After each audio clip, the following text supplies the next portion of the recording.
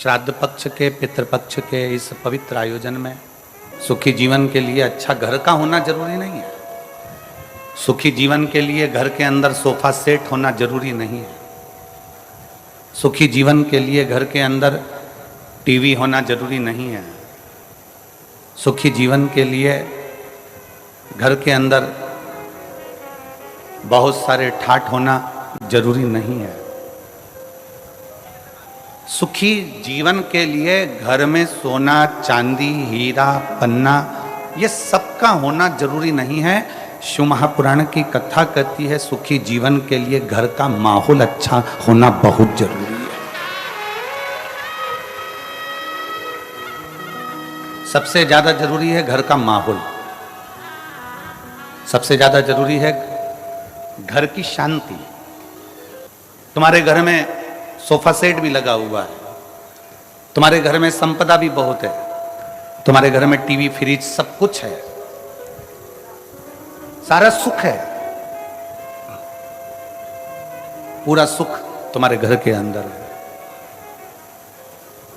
दुकान भी अच्छी है, घर भी अच्छा है, 2 मंजिल का, 3 मंजिल का, सब बना।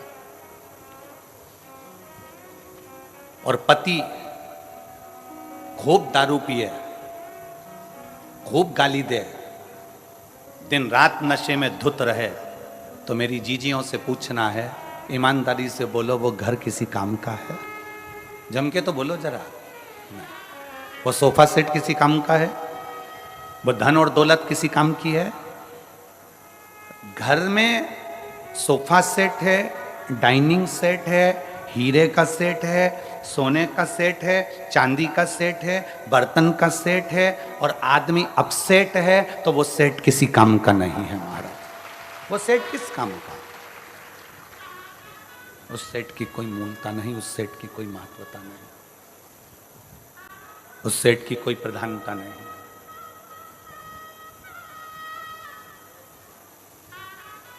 पति नशे में धुत रहे, पति दिन रात नशे में तल्लीन रहे, पति दिन भर नशे में लगा रहे, पति 24 घंटे नशे में डूबा रहे या गलत कार्य करता रहे, तो वो धन किस काम का है? वो संपदा किस काम की है? वो पैसा किस काम का है? पतंग यदि आकाश में उड़ती है तो उड़ाने वाले के हाथ में उसकी डोर रहती है। किसके हाथ में रहती है? उड़ाने वाले के हाथ में उसकी पतंग की डोर उड़ाने वाले के हाथ में रहती है। उसी तरह शंकर को जल चढ़ाने वाले की डोर शंकर के हाथ में रहती है। वो कहां उड़ाता है, कैसे उड़ाता है, वो वही जान सकता है। वो कैसे उड़ाएगा, क्या करेगा, कैसे उसको आगे बढ़ाना है, कैसे उसको अग्रण्यता लाना है, ये उसके ऊपर निर्भर करता है।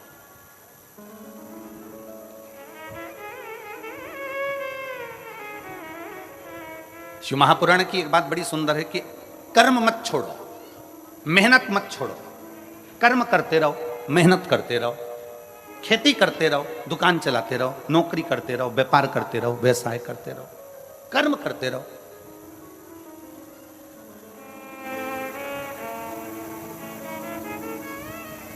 आज तक इस व्यासपीठ ने यह नहीं कहा कि तुम केवल शंकर जी के मंदिर में जाकर बैठ जाओ, अपना काम मत करो। बोला कभी? इस व्यासपीठ ने एक बात जरूर कही कि अपनी मेहनत करते रहना, अपना कर्म करते रहना, अपनी लगनता से काम करते रहना। खेत में जाओ, खलियान में जाओ, दुकान पर जाओ, मेहनत करो, सब कुछ करो, पर सबसे पहले अपने घर से निकलकर 1 लोटा जल भरकर शंकर जी का जो मंदिर पास में हो उसको ले जाकर चढ़ाओ। उसके बाद अपने काम में लग जाओ। क्यों? क्योंकि तुम जो काम करोगे, मेहनत करोगे, शंकर जी को 1 लोटा जल चढ़ाकर अगर करोगे तो शंकर तुम्हारी मेहनत को 4 चांद लगा देगा और उसका फल जरूर देगा। मेहनत करो, कर्म करो। ये व्यासपीठ कभी ऐसा नहीं कहती कि कर्म मत करो। भगवान शंकर ने अपने दोनों बेटों से कहा जो पृथ्वी की परिक्रमा कर कर आएगा उसको प्रथम गिनती में गिना जाएगा। अगर शंकर जी चाहते तो अपने बेटे को राज सिंहासन दे देते कि मैं कार्तिकेय को पृथ्वी का अधिपति बनाता हूं, मैं गणेश जी को पृथ्वी का अधिपति बनाता हूं। पर पहले भगवान शंकर पार्वती ने कर्म करवाया कि जाओ परिक्रमा कर कर आओ।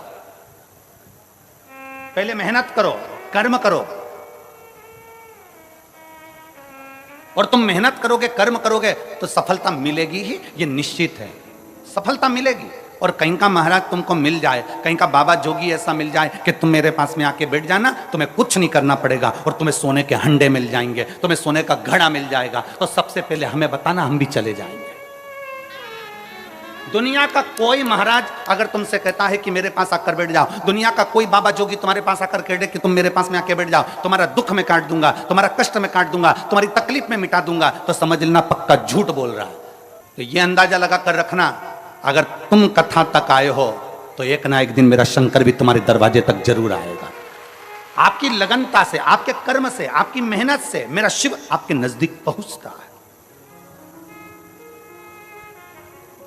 भगवान शंकर ने गणेश जी से यह नहीं कहा कि तू बैठ जा सिंहासन पर, भगवान शंकर ने षडानंद कार्तिकेय जी से यह नहीं कहा कि तू बैठ जा सिंहासन पर।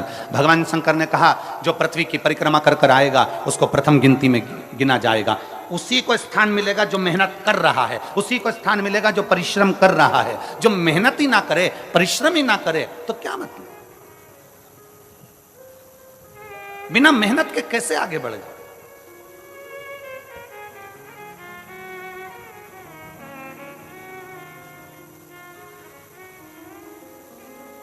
राजा विक्रमादित्य की एक कथा आती है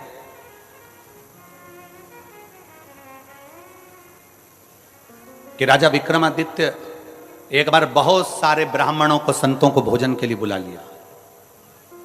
संत ब्राह्मण भोजन करे और विक्रमादित्य ने पूछ लिया कि दुनिया का सबसे बड़ा दानी कौन है,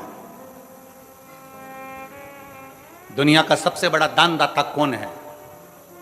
जितने ब्राह्मण बैठे थे सबने कह दिया दुनिया का सबसे बड़ा दानी राजा विक्रमादित्य है, दुनिया का सबसे बड़ा दानदाता राजा विक्रमादित्य है, अवंती का नरेश है।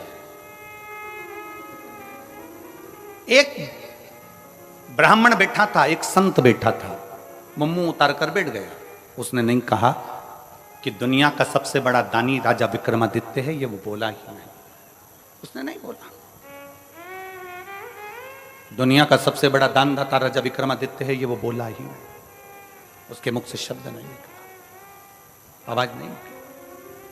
राजा विक्रमादित्य ने देखा कि ये बहुत देर से बैठा है, चुप होकर बैठा है, सबने बोला पर ये नहीं बोला है, इसका मुख उतरा हुआ है, इसका चेहरा उतरा हुआ है, जरा मैं इससे पूछूंगा जरूर, इसके मन में कुछ चल रहा है। राजा विक्रमादित्य ने उसको बुलाया और बुलाकर पूछा, क्यों ब्राह्मण देवता, सबने कहा कि दुनिया का सबसे बड़ा दानवीर राजा विक्रमादित्य है, पर आपने नहीं बोला, क्या बात है? आपके मन में कोई संशय है, आपके मन में कोई प्रश्न है, आपके मन में कोई बात है, बताओ जरा क्या बात है, क्या संशय है, क्या विचार है आपका।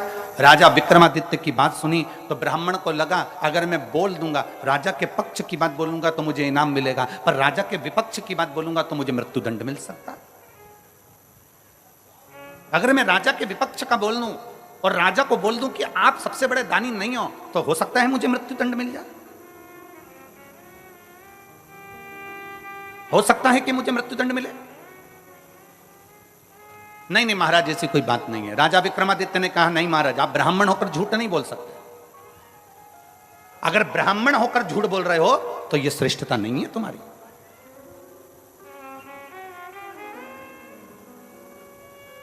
झूठ बोला था गौ माता ने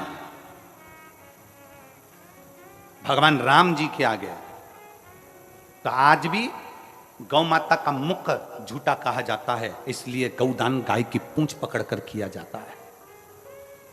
आप झूठ ना बोलिए, आप सत्य बोलने का प्रयास करिए। और गया क्षेत्र में एक बार झूठ बोला है ब्राह्मण देव ने कि सीता जी ने कोई पिंडदान नहीं किया है। मां जानकी जी का श्राप भी लगा है ब्राह्मण देवता। फाल्गु नदी ने झूठ बोला तो फाल्गु को भी श्राप लगा। आप झूठ ना कहिए, आप सत्य बोलिए। ब्राह्मण देवता ने मन में सोचा कि अंदर संकोच रखने से जन नहीं पचा तो बीमार कर देगा।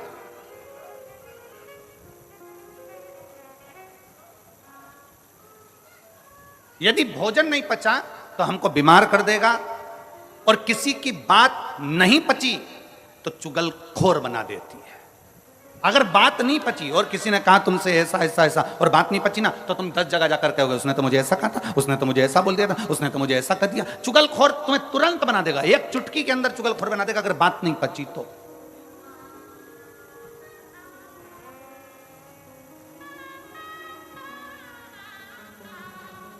धन नहीं पचा तो तुम्हें अहंकारी बना देगा। अगर तुम्हारे पास में धन आना चालू करा, पैसा आना चालू हुआ, धन संपदा आना चालू हो गई, तुम्हें पद प्रतिष्ठा मिल गई और तुम्हारे घर में अगर धन आने लगा तो धीरे धीरे अगर पचा नहीं वो तो तुम्हें अहंकारी बना देगा। अभिमान के शब्द निकलने लगेंगे, अभिमत्ता के शब्द निकलने लगेंगे, अहमता के शब्द निकलने लगेंगे, अभिमत्ता के शब्द निकलने लगेंगे। भोजन नहीं पचा बीमार कर देगा, बात नहीं पची चुगलखोर बना देगी, और धन वैभव सत्ता नहीं पची तो तुम्हें अहंकारी बना देगी। अभिमत्ता अहम तुम्हें प्रदान कर देगा, अहंकार।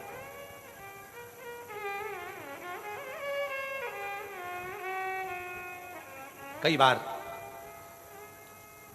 बड़े बड़े अगर कोई ऑफिसर हो जाते हैं और उनके घर के बच्चे अगर धन देख लेते हैं कि हमारे पिता के पास में कितना धन है, हमारे घर में कितना धन है, हमारे दादाजी के पास कितना धन है, हमारे दादा ये पद पर रहे, हमारे पिता ये पद पर रहे और उनके पास में इतना धन है, तो कई बार बच्चे चलते चलते रोडों पर भी किसी ना किसी से अपशब्द कहते हुए चले जाते हैं। तू मुझे जानता नहीं है, तू मुझे पहचानता नहीं है, मैं किस ऑफिसर का बेटा हूं, तूने मुझे देखा नहीं है, मैं कौन हूं तो मुझे जानता नहीं है। मतलब धन पच नहीं रहा, धन पच नहीं रहा इसलिए अहंकार हो गया, बात पच नहीं रही इसलिए चुगलखोर बना दे रही है, भोजन पच नहीं रहा इसलिए बीमार बना दे रहा।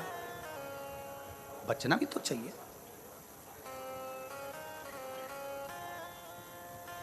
भोजन पचेगा तो कभी बीमार नहीं होगे, बात पचेगी तो कभी चुगलखोर नहीं होगे, धन पचेगा तो कभी अहंकारी नहीं होगे। पचाना सीखो, पचाना सीखो।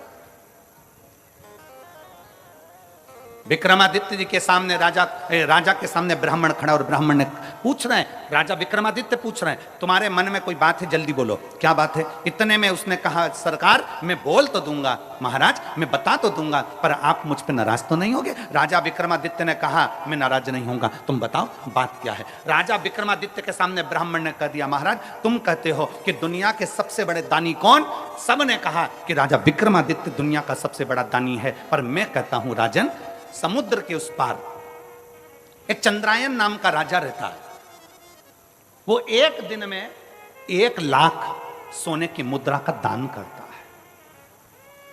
एक दिन में जब तक वो 1 लाख सोने की मुद्रा का दान न कर दे तब तक ना वो अन्न ग्रहण करता है ना वो पानी पीता है।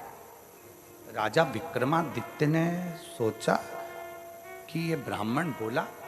राजा विक्रमादित्य ने फूल की माला ब्राह्मण को पिनाई, कहा तुमने हिम्मत तो करी है, जैसे कल वो बेटी ने प्रश्न लिखकर भेजे तो हमको अच्छा लगा, इसलिए हमने उस बेटी को यहां बुलाया कि कम से कम बेटी ने हिम्मत तो करी है, बोलने की सामर्थ्यता तो रखी है, लिखने की सामर्थ्यता तो रखी है।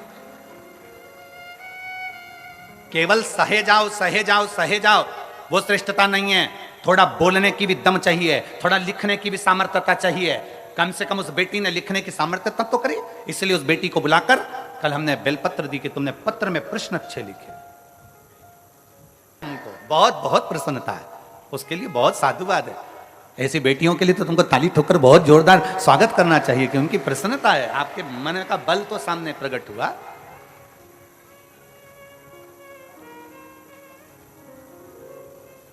ये भीतर की प्रबलता है उसकी। राजा ने माला मंगवाई, ब्राह्मण के गले में पहनाई कि तुमने बोलने की सामर्थ्यता तो रखी। राजा को रात भर नींद नहीं आई, रात भर, कि ऐसा कौन सा राजा है जो 1 लाख सोने की मुद्रा रोज देता है, उसके बाद भोजन करता है, पानी पीता है, जरा मैं पता तो करूं। राजा ने आधी रात को एक सेवक के कपड़े पहने और राजा समुद्र के पार चला गया। समुद्र के पार जाकर राजा उस राजा चंद्रायन के पास पहुंचा और वहां के द्वारपालों से विनती करी कि मुझे राजा से मिलना है। राजा से मिले, बताया नहीं कि मैं राजा विक्रमादित्य अवंतिका नरेश हूं, जाकर कहा महाराज मैं अवंतिका नरेश हूं, ये नहीं कहा, ये नहीं बोल, कुछ नहीं बोल। मुझे यहां काम दे देंगे आप मुझे काम प्रदान कर देंगे? राजा चंद्रायन ने पूछा, तुम क्या काम कर सकते हो, बताओ, क्या काम करोगे तुम, वो बताओ।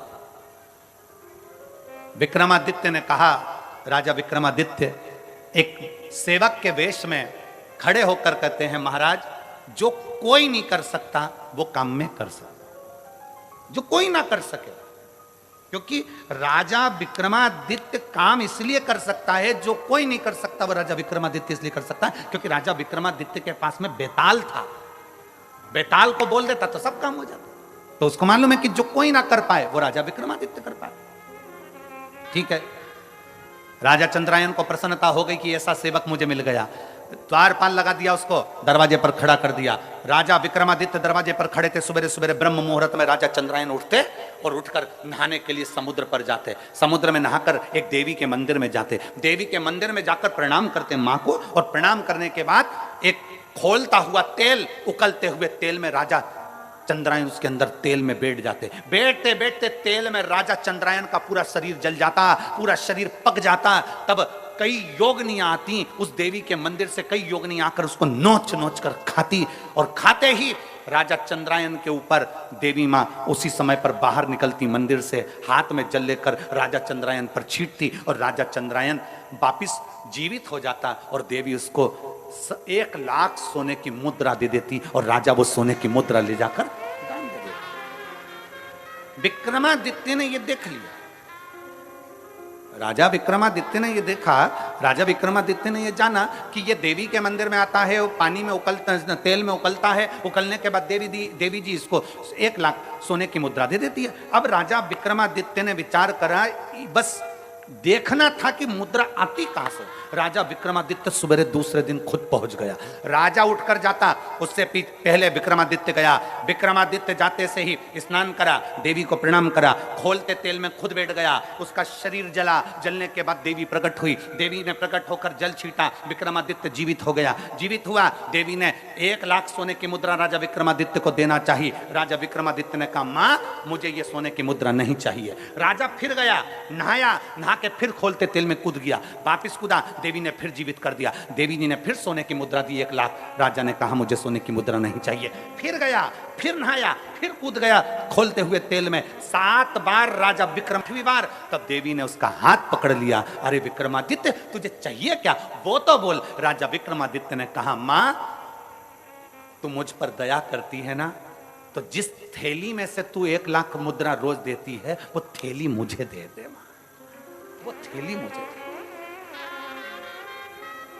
जिस 1 लाख मुद्रा तू जिस थैली में से रोज देती है वो थैली मुझे दे दे। राजा विक्रमादित्य के हाथ में जगत जननी दुर्गा भवानी ने थैली दे दी। उसी समय मंदिर गायब हो गया, उसी समय मंदिर समुद्र में डूब गया, उसी समय पर सारी वो कड़ाव तेल का चले गया। इतनी देर में राजा विक्रमादित्य तो चले गए, इतने में चंद्रायन राजा आए। चंद्रायन राजा ने देखा क्या तो देवी का मंदिर ही नहीं है, समुद्र में चले गया, ना तो कोई खोलता हुआ तेल है ना कुछ है। राजा चंद्रायन घर पहुंचे और उनकी आंख में जल पड़ा था, पलंग पर सो गए, बीमार पड़ गए, चिंता में पड़ गए। मेरा नियम टूट जाएगा, मैं 1 लाख सोने की मुद्रा दान करता था, मेरा पूरा की पूरा नियम आज समाप्त हो जाएगा।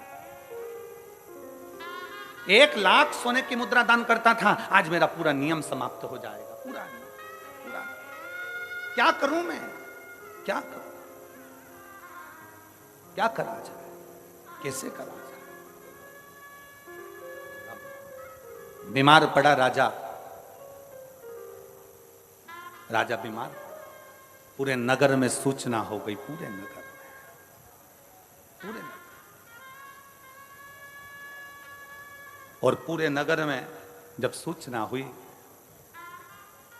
पूरे नगर में जब सूचना हुई, सारे नगर में सूचना पहुंच गई, और पूरे नगर में जब सूचना पहुंची, सूचना होने पर मालूम पड़ा कि राजा बीमार पड़ गया। विक्रमादित्य राजा के पास में पहुंचे और राजा विक्रमादित्य ने कहा, महाराज आप बीमार क्यों पड़े हो। राजा चंद्रायन ने अपनी पूरी बात बता दी। विक्रमादित्य ने कहा, महाराज बीमार मत होइए, ये सोने की थैली लीजिए, रोज 1 लाख मुद्रा इसमें से निकाल लीजिए, दान कर दीजिए। राजा चंद्रायन ने पूछा विक्रमादित्य से, तुम्हारे पास ये थैली कैसे आ गई? महाराज, जब आप मुझे सुबह अपने साथ लेकर गए, मैं दरवाजे पर खड़ा था, मैंने देखा आप खोलते हुए तेल में उकल रहे थे, चीख रहे थे, आपका दर्द मुझसे सहन नहीं हुआ, इसलिए देवी माँ की आराधना कर कर वो थैली में आपके लिए लेकर आ गया। ये लो थैली आपके पास में रखिए। वो थैली में आपके लिए लेकर आ गया, ये थैली आपके पास रखिए। ब्राह्मण को सूचना मिली कि राजा चंद्रायन को सोना उगलने वाली थैली विक्रमादित्य दिया है। तब राजा के दरबार में आकर ब्राह्मण चिल्लाकर बोला कि राजा विक्रमादित्य जैसा दानी दुनिया में कोई नहीं हो सकता। अगर वो थैली धमतरी वालों तुम्हें मिल जाती तो संसार के किसी व्यक्ति को वो सोना उगलने वाली, सोना देने वाली, 1 लाख स्वर्ण मुद्रा देने वाली थैली संसार के किसी व्यक्ति को मिल जाती तो कोई उस चंद्रायन राजा को नहीं देता, स्वयं दान करता, स्वयं करता। पर विक्रमादित्य वो दानी थे जो दूसरे का दुख देखा नहीं जाता था। उनको उकलते हुए तेल में देखा, उनको तड़पते हुए देखा, तो राजा विक्रमादित्य ने सोचा ये रोज तेल में उकलेगा, इसलिए मुझे ये देखा नहीं जाएगा, तो सोने की थैली दे दी। अब मत उकलना, ये सोने की मुद्रा तुम दान करते रहो, ये सोने की मुद्रा तुम देते रहो, ये सोने की मुद्रा तुम प्रदान करते रहो। दानी वो नहीं है जो बहुत सारा धन दे दे, दानी वो नहीं है जो किसी को वस्त्र दे दे, दानी वो नहीं है जिस किसी को पूंजी दे दे, दानी वो नहीं है जो किसी को स्वर्ण दे दे, दानी वो नहीं है जो बहुत सारा धन दौलत संपदा दे दे। दानी वो है जो दूसरे का चेहरा देखकर पहचान जाए कि इसके दिल में दर्द क्या है, इसको तकलीफ क्या है, इसको कष्ट क्या है, इसके अंदर इतना दर्द क्यों छुपा हुआ है, ये रोता क्यों है, क्यों इसकी आंख में आंसू है, तो को कम कर दीजिए तो दुनिया के दानी कहलाओगे। इसलिए शंकर भगवान को ओघड़ दानी कहा जाता है, शिव जी को ओघड़ दानी इसलिए कहते हैं क्योंकि मेरा भोलेनाथ 1 लोटा जल चढ़ाने वाले का दुख नहीं देख सकता, उसका दुख तुरंत काट देता है, इसलिए उसको ओघड़दानी कहते हैं। मेरे शंकर भगवान को ओघड़दानी इसलिए कहा जाता है क्योंकि वे दूसरे का दुख नहीं देख सकते, दूसरे की तकलीफ नहीं देख सकते, दूसरे का दर्द नहीं देख सकते। जो शंकर जी के मंदिर में गया, गरीब है, अमीर है, जैसा है, शिव को 1 लोटा जल चढ़ाता है तो उसके दुख को वो काट देता है, उसके दर्द को वो मिटा देता है।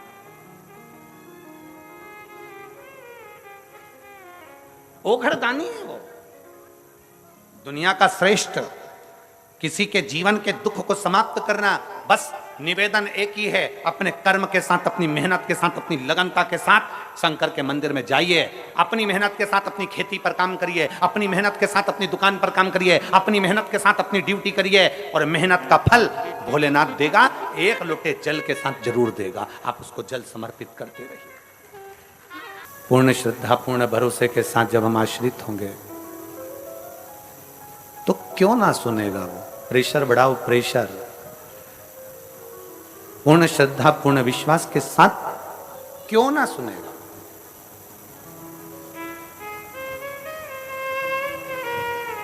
एक विश्वास अपने भीतर जागृत करिए, एक भरोसा अपने भीतर जागृत करिए, एक दृढ़ता अपने भीतर जागृत करिए।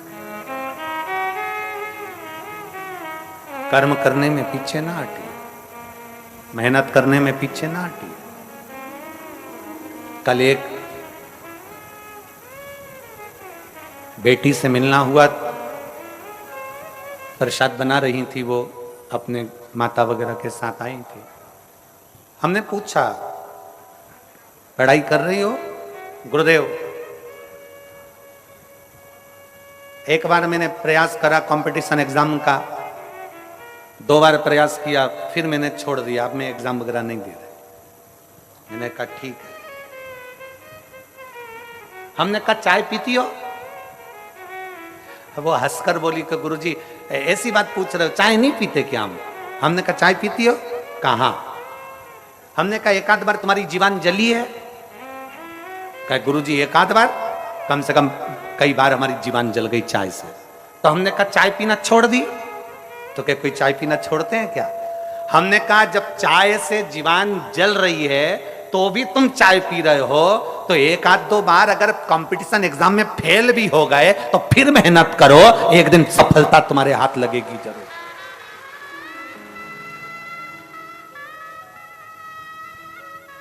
कितने लोग हैं यहां जिनकी चाय पीने से जीवन जली होगी, बोलो जली की नहीं जली? एक दो बार तो जली होगी जो चाय पीते होंगे। हम तो पीते भी नहीं, तो हम बोले भी चाय पीना हमने छोड़ा नहीं। एक बार कंपटीशन एग्जाम में बैठे, फेल हो गए। एक बार एग्जाम दिया, फेल हो गए। एक बार तकलीफ आई, फेल हो गए। कोई बात नहीं, हिम्मत मत हारना। चाय पीना नहीं छोड़ रहे तो हम मेहनत करना कैसे छोड़ दें? फिर एग्जाम दो, फिर कंपटीशन एग्जाम में बैठो, फिर मेहनत करो। और जब बार बार मेहनत करोगे तो एक दिन मंजिल तक पहुंच ही जाओगे, सफलता तुम्हारा कदम चूमेगी। कौन कहता है भगवान आते नहीं, कोई उसको शबरी की तरह बुलाते नहीं। कौन कहता है भगवान आते नहीं, कोई उसको प्रेमवश बुलाता नहीं। उसको बुलाने के लिए तुम्हारा प्रेम जागृत चाहिए। प्रेशर बढ़ाओ, प्रेशर। उसको बुलाने के लिए तुम्हारा प्रेम जागृत चाहिए, जागृत। सफलता तुम्हारे सम्मुख में होगी, सफलता तुम्हारे सामने होगी। अपना परिश्रम पूरा करिए, अपनी मेहनत पूरी करिए। शिव कथा कर रही है, ब्रह्मा जी और भगवान विष्णु ने मिलकर मंथन किया एक पर्वत का। उस पर्वत में से खंभ प्रकट हुआ अग्नि का। उस अग्नि के खंभ में भगवान शंकर के शिवलिंग की आकृति प्रकट हुई। ब्रह्मा जी उस शिवलिंग का शीश देखने जा रहे हैं।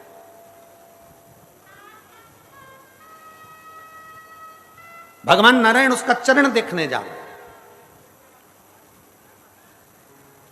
ब्रह्मा जी शीश देखने जा रहे हैं, नारायण चरण देखने जा रहे हैं।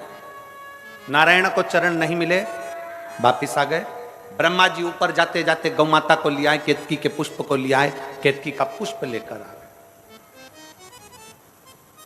केतकी का पुष्प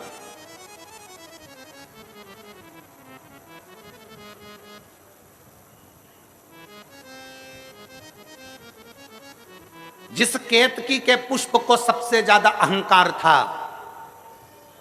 जितनी चीजों को अहंकार होता है शंकर उसको स्वीकार नहीं करते। शंकर भगवान उसको स्वीकार नहीं करते। कामदेव को अहंकार था, कामदेव को अहंकार था कि मैं सबकी समाधि को तोड़ सकता हूं। कामदेव का अहंकार था कि मैं बड़ा सुंदर हूं। रति के पति कामदेव अपने आप को कहते हैं कि मेरी सुंदरता बड़ी प्रबल है। शंकर नेत्र खोलकर उस कामदेव को जलाकर भस्म कर देते हैं। चंद्र को अहंकार था सुंदरता का, काया का रोग हो जाता है और चंद्र उसको मस्तक पर स्वीकार कर लेते हैं। गंगा को अहंकार था कि मुझ में वो वेग है कि पृथ्वी पर कोई मुझे झेल नहीं सकता। शंकर भगवान से भागीरथ जी ने कहा कि गंगा पृथ्वी पर आए। गंगा पृथ्वी किसके लिए आई? गंगा गंगा या मृत्यु लोक में आई किसके लिए? कि पुत्र सगर के तारे, राजा सागर, राजा सागर,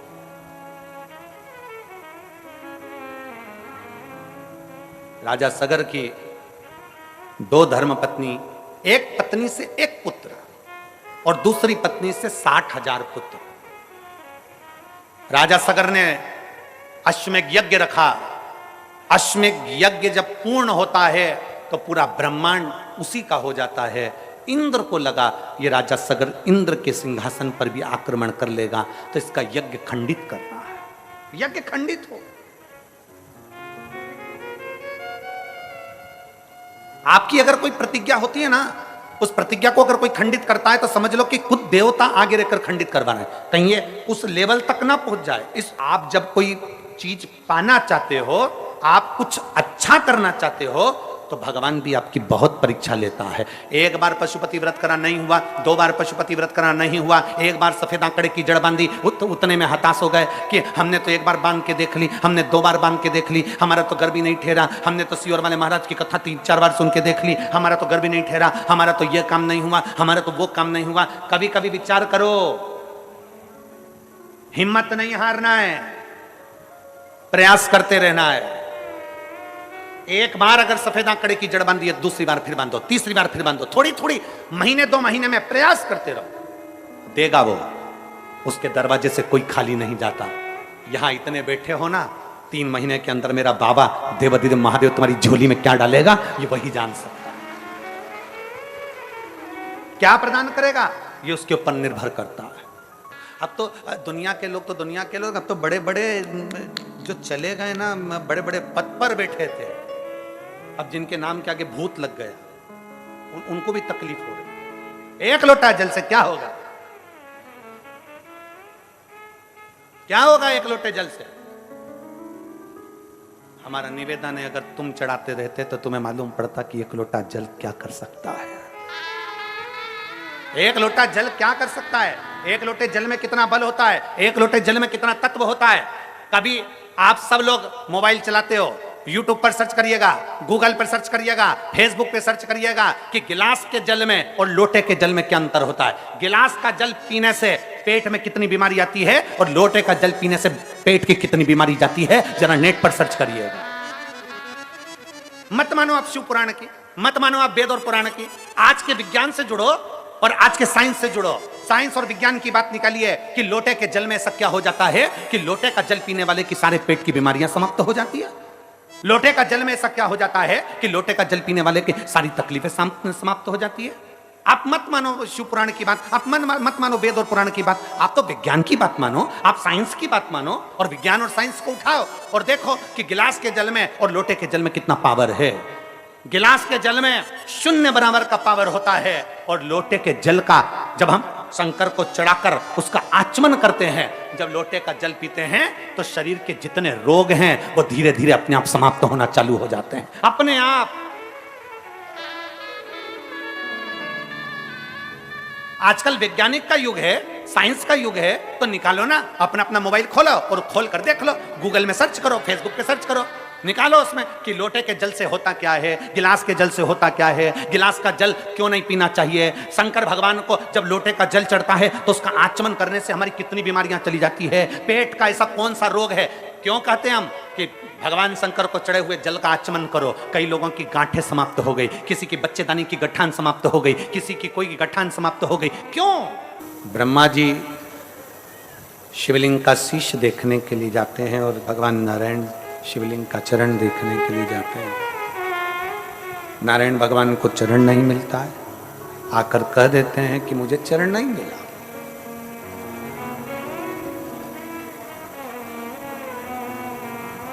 ब्रह्मा जी एक केतकी के पुष्प को लेकर आ गए और एक माता को साथ में लेकर आकर सामने लाकर खड़ा कर लिया उन्होंने।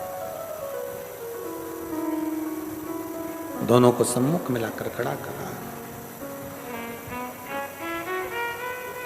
नारायण भगवान पूछे, ब्रह्मदेव क्या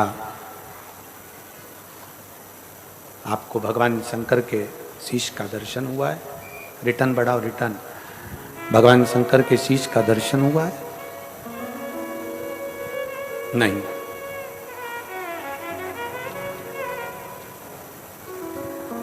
ब्रह्मा जी पहले तो सत्य बोल रहे थे, पर उन्होंने देखा कि मेरे पास में केतकी का फूल है और गौ माता है, तो उन्होंने सत्य को नकारते हुए झूठ को पकड़ लिया। सत्य को नकारा, झूठ को पकड़ा। बोल सत्यनारायण भगवान की। एक शब्द में सत्य बोला, इसलिए नाम सत्य नारायण। घर घर में सत्यनारायण भगवान की कथा होती है। इधर हमको ये धमतरी जिले का तो नहीं मालूम, होती है इधर भी? हाँ ठीक है, होना चाहिए।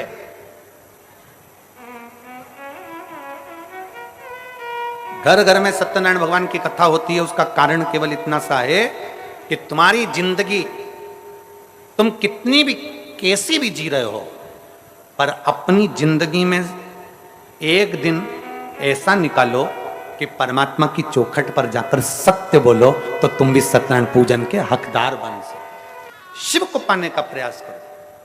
भगवान नारायण ने सत्य कहा, सत्य नारायण हो गए। ब्रह्मा जी सत्य स्वीकार नहीं करे, उन्होंने कह दिया या का सब झूठा है। उन्होंने कह दिया मेरे को तो शीश मिला। भगवान ने जैसे ही बोला शीश मिला, केतकी के फूल से पूछो। केतकी के फूल ने झूठ बोल दिया, गौ माता ने झूठ बोल दिया। तब ब्रह्मा जी झूठ बोले तो उनका सिर कट गया। कर्मनाशा नदी प्रकट हो गई। वो कर्मनाशा बहती रही उत्तर प्रदेश। कर्मनाशा।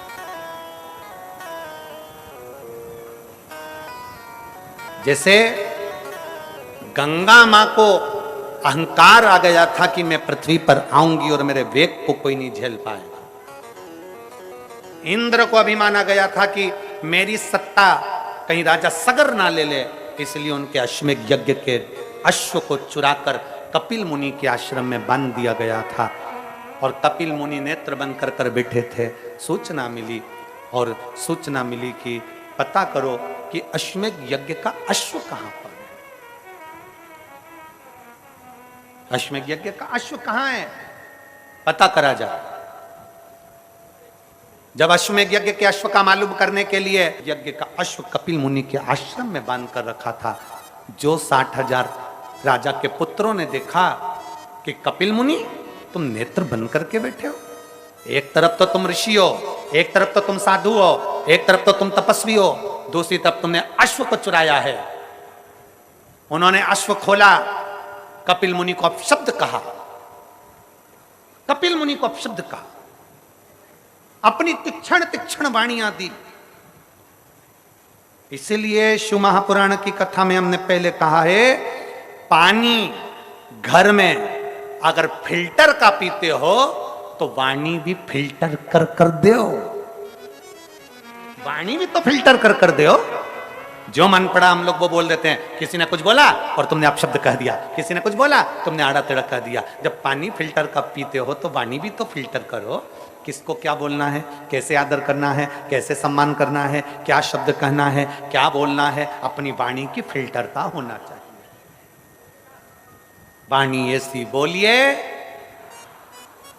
मालूम है तुम लोगों को? बोलो जरा, वाणी ऐसी बोलिए जो मन का आपा खोए। पर आज के जमाने में वाणी ऐसी बोलिए जो तुमसे झगड़ा, पर उससे मत बोलिए जो तुमसे तगड़ा हो। जो तुमसे दमदार हो ना, उससे आड़ा टेढ़ा मत बोलना, नहीं तो ये कहीं दिया ना दम न हो। एक बार ये जीवान ने दांतों से कह दिया था, मेरे 32 भाई, मेरा ध्यान रखा करो, मैं बड़ी छोटी सी कोमल सी जीवान हूं, तुम्हारी बहन हूं, मुझे काट मत देना। 32 दांतों ने कहा, बहन तेरी सौगन, हम तुझे नहीं काटेंगे, पर बहन तेरे से निवेदन है, तू अपने 32 भाइयों का ध्यान रखना, किसी को आड़ी टेढ़ी मत बोल देना, नहीं तो एक ही में 32 की 32 निकल जाएगा। 32 की 32। ये जीवान भारी है। सबसे भारी काम करती है जिह्वा, बोलने में बिल्कुल एक्सपर्ट, एकदम तन्नाट। किसी ने बोला और तुमने जवाब दिया।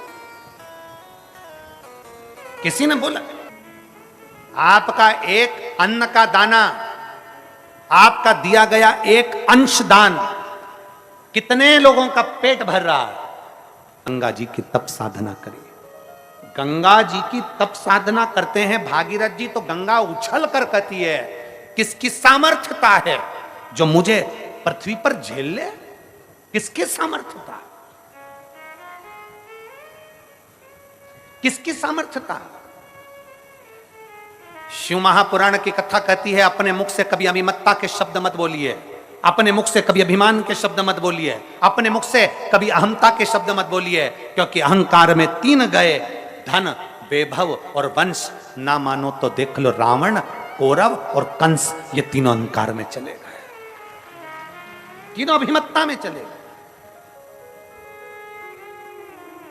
इस माँ ने एक लाइन लिखी, इस माँ ने इस लाइन में लिखा कि मेरा बेटा अब भगवान को इतना मानता है कि मेरे बेटा एक्सरे मशीन को चलाता है तो भी लोग उसको डॉक्टर कहते हैं, एक्सरे मशीन चलाने वाले को भी लोग डॉक्टर कहते हैं। गुरुदेव, मेरा बेटा खुश होता है कि देखो मेरे शिव ने मेरे ऊपर कितनी कृपा कर दी कि बिना डॉक्टर के भी लोग मुझे डॉक्टर कहकर जाते हैं, मैं भले एक्सरे की मशीन चलाता हूं।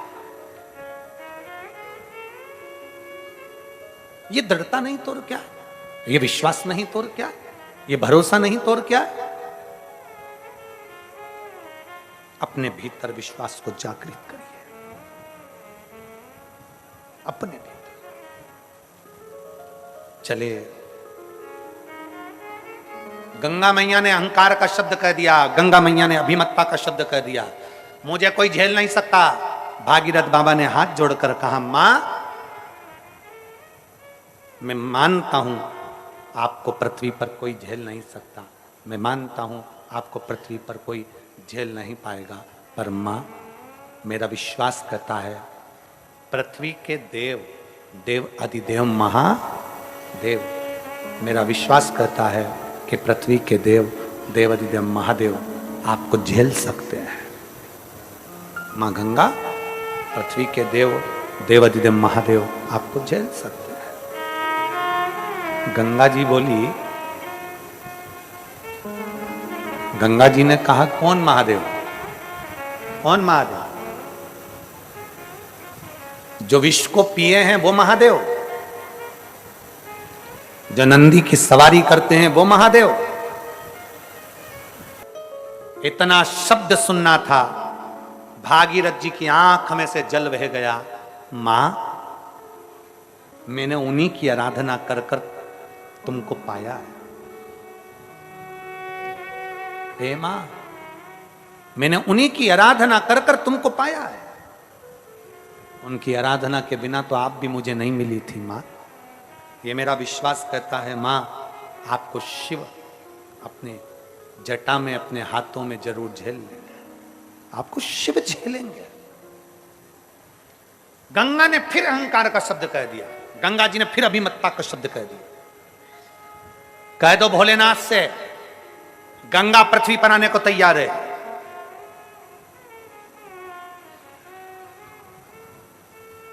गंगा पृथ्वी पर आने को तैयार है, कह दो भोलेनाथ से, अगर वो झेल सके तो झेल ले। भागीरथ जी शंकर भगवान के धाम कैलाश पर पहुंच गए, हाथ जोड़कर बोले, हे करुणा सागर, हे त्रिकालदर्शी, हे कैलाशी अविनाशी, हे शिव, हे शंकर, हे ओघड़ी, हे दयालु, हे दातार, हे शिव करुणा करने वाले, हे शंकर, हे मेरे देव अधिदेव महादेव, मेरे भोलेनाथ, मेरे त्रिकालदर्शी, मेरे कैलाशी, मेरे अविनाशी, मेरे शिव,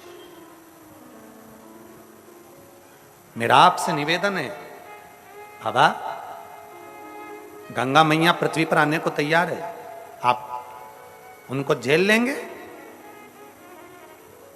शंकर भगवान भागीरथ जी से बोले, मैं गंगा को नहीं झेलूंगा।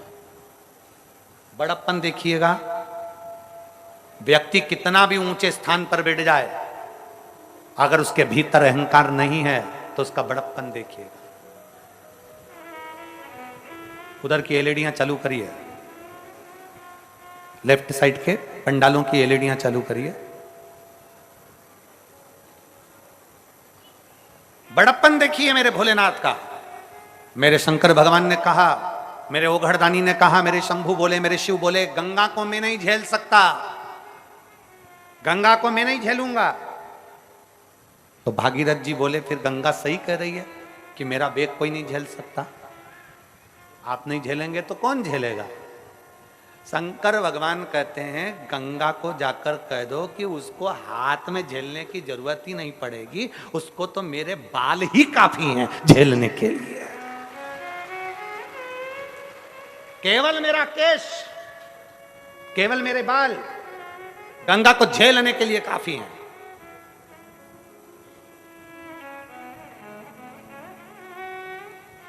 कह दो गंगा जी से जाकर तैयारी करें आने की। आप उनका आदर नहीं करेंगे, सम्मान नहीं करेंगे। शंकर जी कहते हैं, गंगा का सम्मान मेरे केश में आएगी तो खुद हो जाएगा। दुनिया के लोग कहते हैं कि शंकर का चढ़ा हुआ जल नहीं पीना चाहिए, उनको कहना चाहिए कि शंकर भगवान के सिर पे गंगा है तो मरते समय गंगा जल भी मत पीना।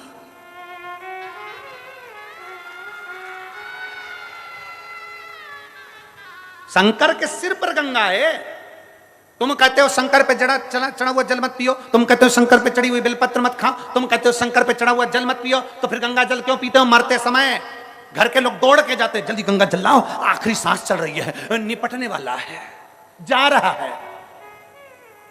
ये श्राद्ध भी हमको ज्ञान देते हैं कि जिंदा हो जब तक अपने मोबाइल की डीपी बदलते रहो, निपट जाओगे तो एक ही फोटो दीवार पे टंग जाएगा, बदल ही नहीं पाओगे, बदल ही नहीं पाओगे। ये श्राद्ध भी हमसे कहते हैं जिन पुण्य कर लो, कुछ तुमसे बन जाए, दान पुण्य संकीर्तन स्मरण भजन कीर्तन जो बन जाए वो कर लो, जिंदा हो तो।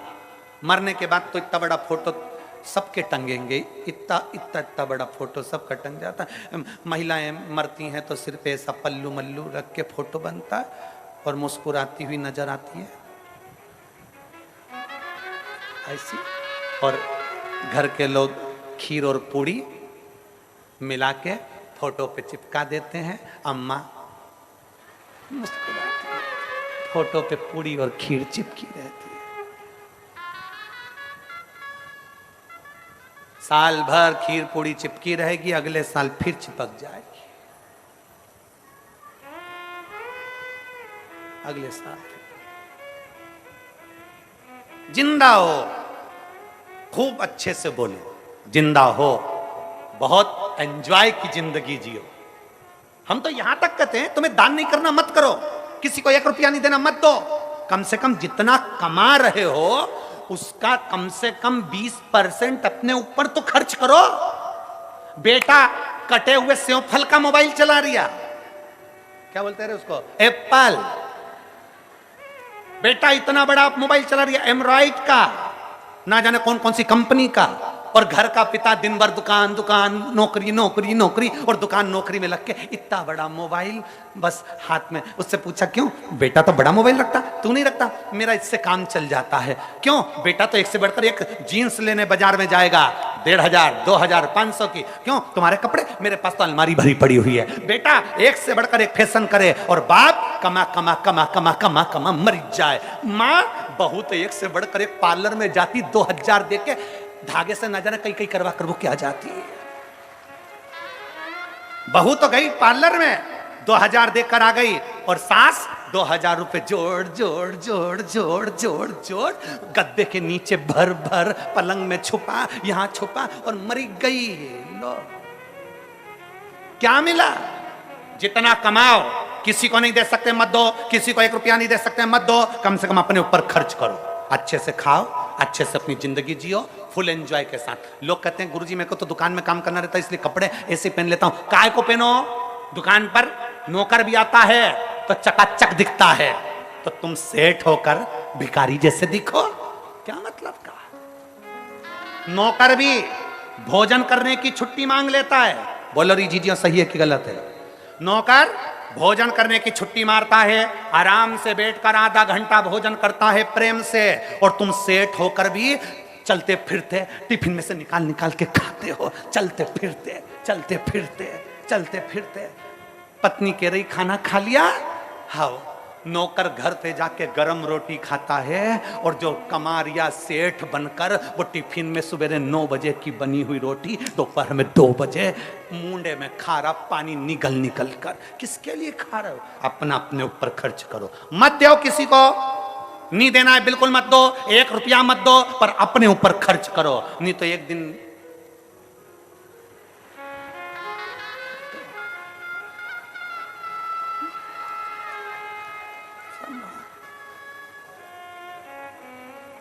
मौका मिला है जिंदगी जीने का। श्राद्ध आते हैं हमें बताते हैं कि हमें जिंदगी कैसे जीना है।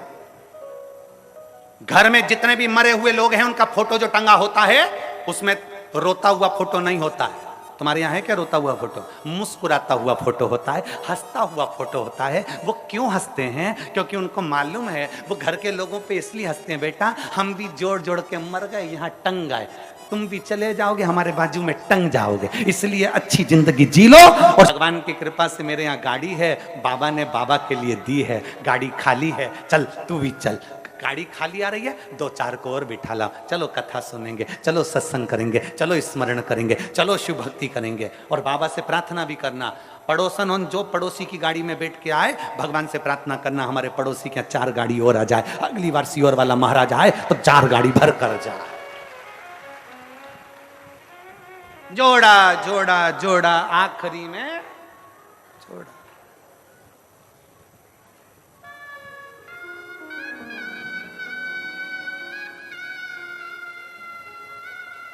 समझाओ। बहू सास से कहे भजन करो, सास बहू से कहे भजन करो। अरे दिन भर फोन चलाए मेरी सासू जी, शिव पुराण में ना जाए मेरी सासू, अदरक कूट के चाय पी जाए मेरी सासू जी, कभी कथा में ना जाए मेरी सासू, दिन भर मिनक निकाले मेरी सासू। कहां चित्त भरे?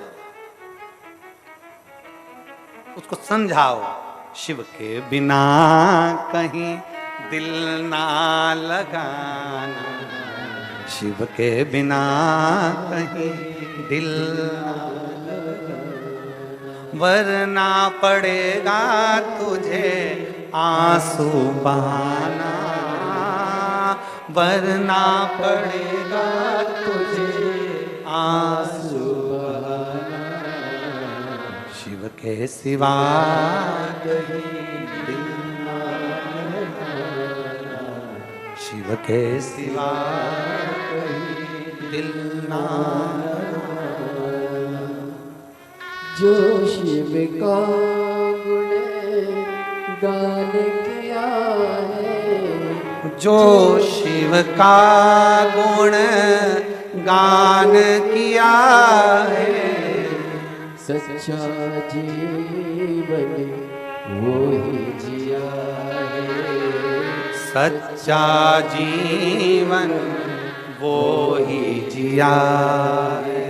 सुमिरन के बल से तुझे, सुमिरन के बल से तुझे मुक्ति है पाना, शिव के सिवा कहीं दिल ना लगाना, शिव के सिवा कहीं दिल ना लगाना, वरना पड़ेगा तुझे आंसू बहाना, वरना पड़ेगा तुझे आंसू बहाना, शिव के सिवा कहीं दिल ना लगाना।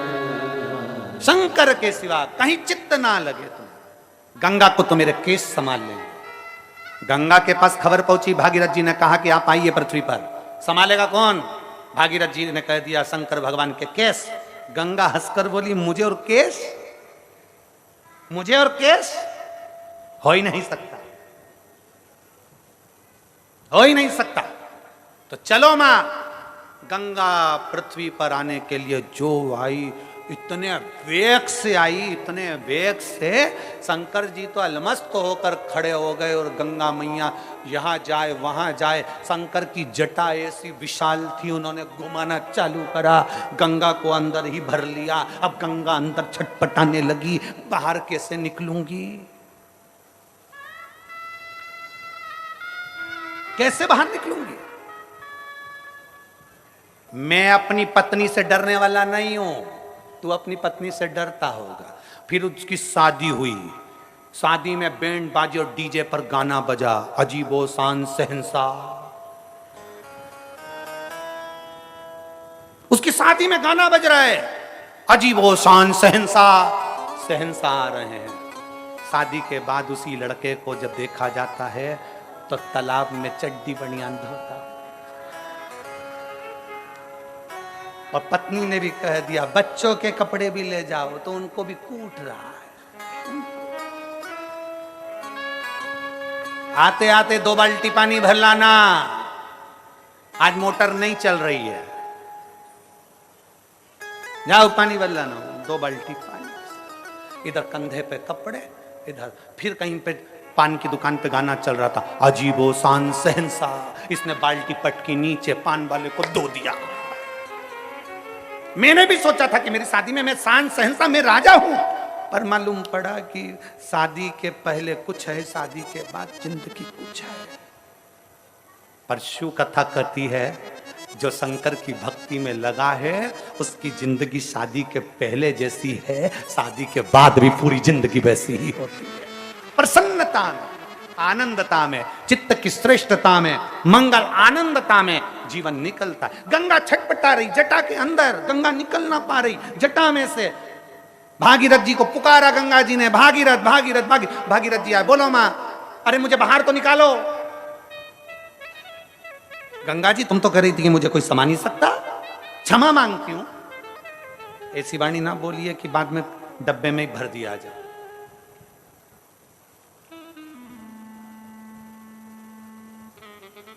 बीस लाख की गाड़ी में घूमने वाले भी आखिरी में 20 रुपए के लोटे में भर के गंगा जी पहुंच जाते हैं। 20 लाख की गाड़ी में घूमने वाले भी 20 रुपए के लोटे के अंदर भरा के गंगा जी पहुंच जाते हैं। 2 करोड़ की गाड़ी में घूमने वाले भी एक दिन 2 रत्ती की राख बन जाते हैं। कितने भी भगवान तुम्हें सुंदर बनाया हो, पर कभी अपनी सुंदरता का गुणगान ना करिए। किसी को धन वैभव मिल गया हो तो उसका गुणगान ना करिए।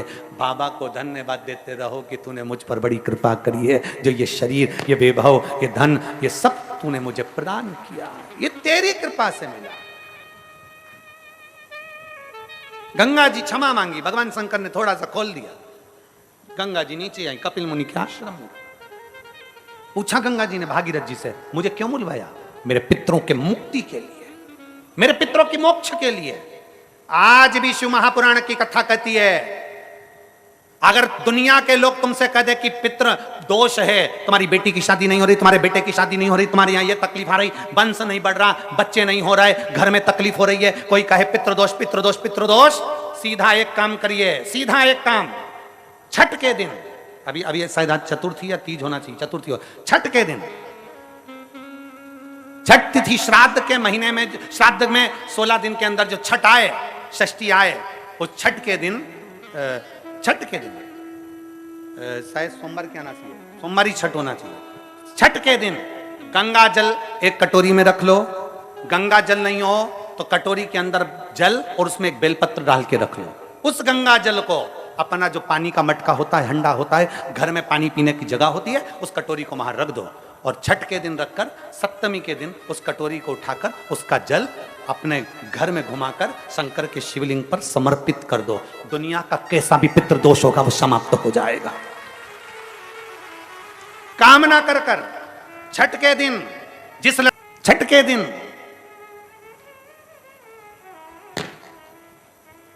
छठ के दिन अगर कोई लड़का लड़की का विवाह नहीं हो रहा है, शादी ना हो रहा है, तो उसके लिए छठ के दिन अशोक सुंदरी वाली जगह पर एक लाल फूल और शंकर जी के शिवलिंग पर एक सफेद पुष्प चढ़ाकर 5 बेलपत्र समर्पित कर कर 1 लोटा जल अपनी कामना कर कर चढ़ाओ और जो बेलपत्री चढ़ाई है उसमें से 1 बेलपत्री उठाकर ले आओ। बाबा संबंध पक्का कराकर ही रहेगा। अगला श्राद्ध जब आएगा, आप अपनी धर्म पत्नी के साथ मिलकर शिव की आराधना कर रहे हैं, आप अपने पति के साथ मिलकर शिव आराधना कर रहे हैं। श्राद्ध